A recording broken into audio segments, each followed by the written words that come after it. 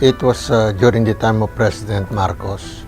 He told me that it is essential that we have plenty of investments because that is the way to develop the country socially and economically. In 1967, Republic Act 5186 was signed into law, marking a momentous landmark in the history of investment legislation in the Philippines.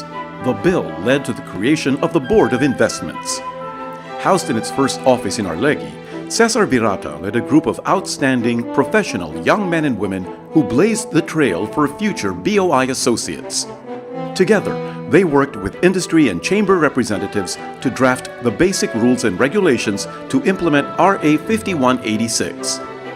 In its first decade, several laws were passed that defined BOI's functions. During this period, the BOI issued the first Investment Priorities Plan that changed the investment landscape in the Philippines. Other investment priorities plans followed, paving the way for more project registrations that generated massive employment opportunities for Filipinos.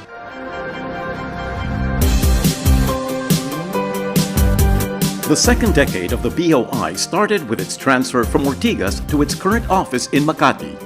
The first Agricultural Investment Priorities Plan was issued, and the 11th IPP specified preferred areas of economic activity in the manufacturing sector. There were landmark investment legislations that affected the functions of the BOI during this decade. 4 laws and their corresponding amendments were incorporated into the code. These laws supported agriculture and exports, as well as the textile industry. It was a decade that saw notable registrations from several multi-billion enterprises. It was difficult, but the mood was very different. We were the darling of the world at that time, and it was very easy to make promises.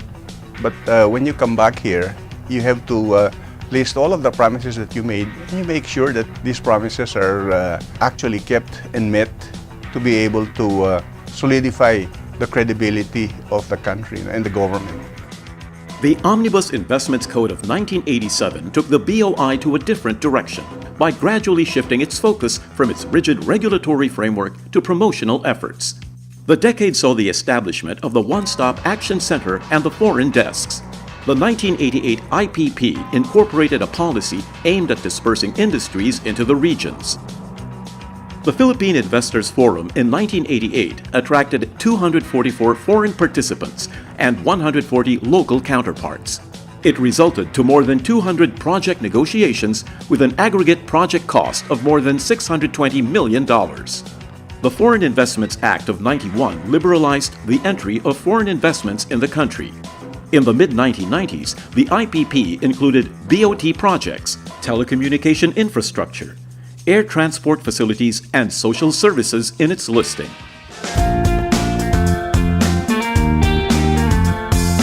The BOI recorded its highest total investments approval of 580 billion pesos in 1997.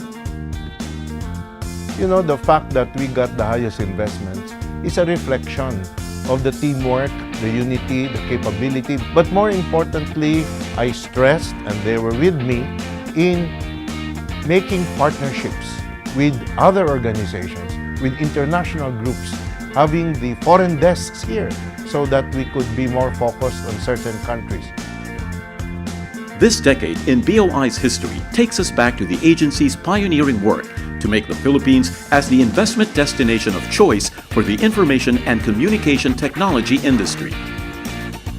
The campaign Make It Philippines netted the country ICT investments amounting to almost 4 billion pesos. Today, the BPO industry remains to be a very important industry in the country that generates hundreds of thousands of employment in the Philippines. That first roadshow was actually the most important one for the eventual growth of this call center industry. When we made a pitch about the Philippines, alam mo, common tanong nila, how come we've never heard of the Philippines? English speaking, highly educated, good telecoms infrastructure. The pitch was so compelling, they issued a report to all their corporate clients.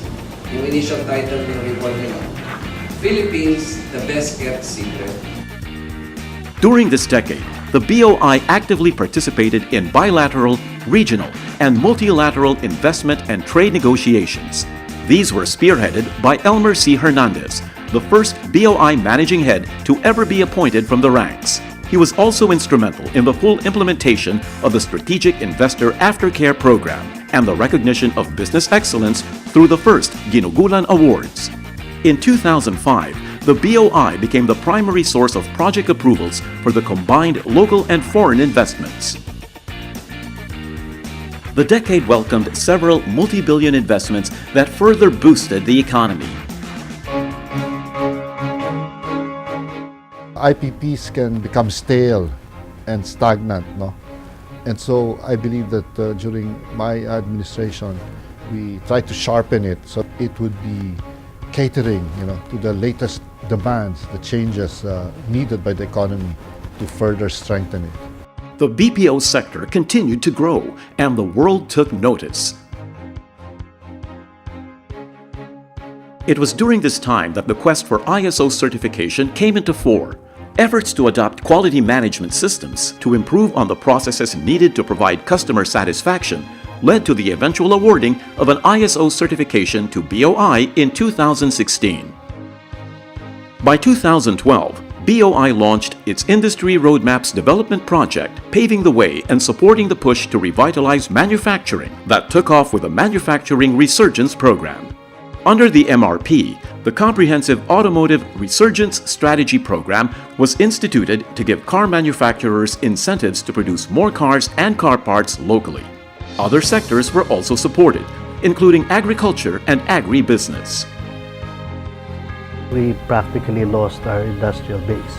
We were dealing with trade liberalization and globalization with great difficulty.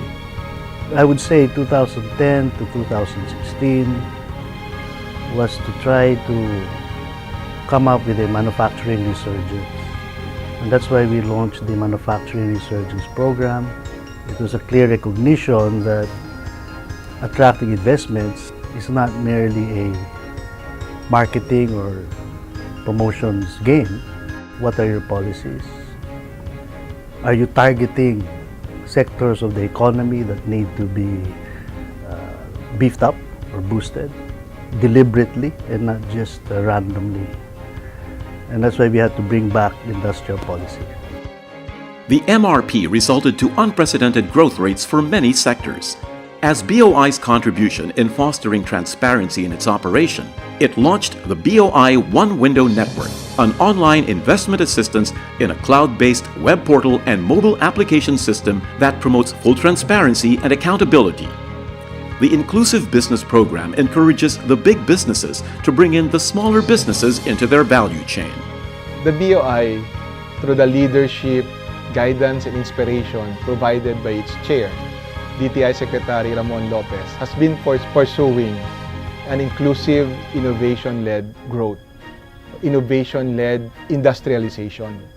This means that at the very beginning, in the process of growth itself, growth would already have to include SMEs, poor communities, rather than relying on a trickle-down effect.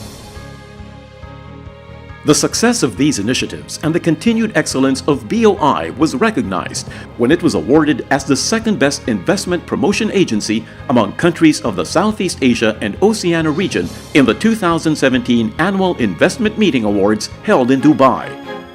The Board of Investments has a rich history. Its 5 glorious, challenging, and rewarding decades has led it to become the country's premier investment agency. The work, however, isn't done. Ang mensahe po natin ngayong 50 years tayo, we are looking forward to the next 50 years where the Philippines will really be able to eradicate poverty, where we are able to push for inclusive, innovation-driven industrialization. Salamat po.